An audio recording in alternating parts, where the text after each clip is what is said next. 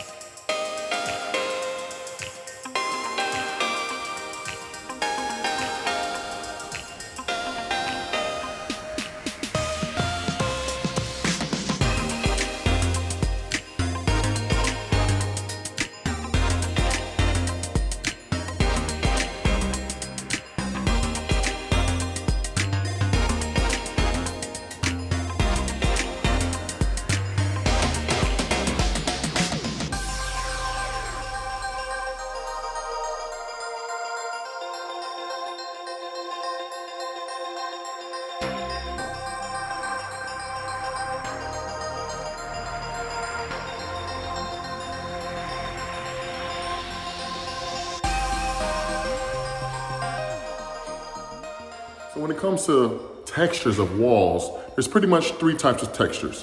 One being smooth and flat, another one being knocked down, and this one right here that you can see, it's called orange peel. Reason why is it looks like the skin of an orange, but here's a crazy thing that you may not know. A lot of this is done for hiding imperfections, meaning back here, you see all these seams down here, all these seams, but then you also see these. Pretty much these are where the nails were, or are, I should say. And this is where two pieces of drywall are butted together. Whenever you see large seams like that, and large seams like this, drywall has been butted together. Once again, orange peel helps hide imperfections because typically you will see a nail head or you will see a little imperfection, but because the entire wall looks like that, the imperfection becomes a perfection at that point. So this is called orange peel.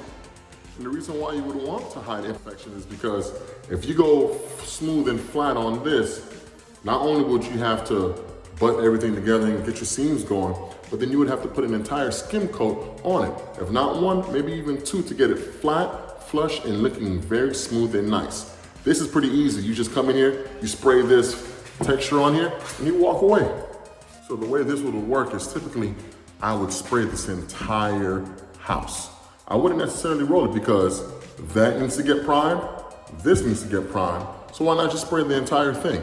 So we would come in here, tape off everything that needs to be taped, windows, doors, sliding doors, tape all that off, and just go crazy. Good thing is, there's no carpet, and it will be covered by carpet or flooring, meaning it doesn't matter if you get paint on the ground itself. Now, of course, they don't want you to, but honestly, you get paint on the ground anyway. So just go ahead and start spraying and just get it going. So typically, this will take one coat of primer and one coat of top coat. Usually one coat of primer, but then I get a paint called Super Paint from Sherwin-Williams that has a built-in primer also. So some people like doing two coats of that. I don't. I actually do a coat of primer only because drywall, it sucks up the primer. Then on top of that, Super Paint has a built-in primer. The outside is going to be hardy board, which is a cement board that looks like wood, and that will be painted also. Only thing about hardy board is you pretty much do have to spray it because of the way it's laid.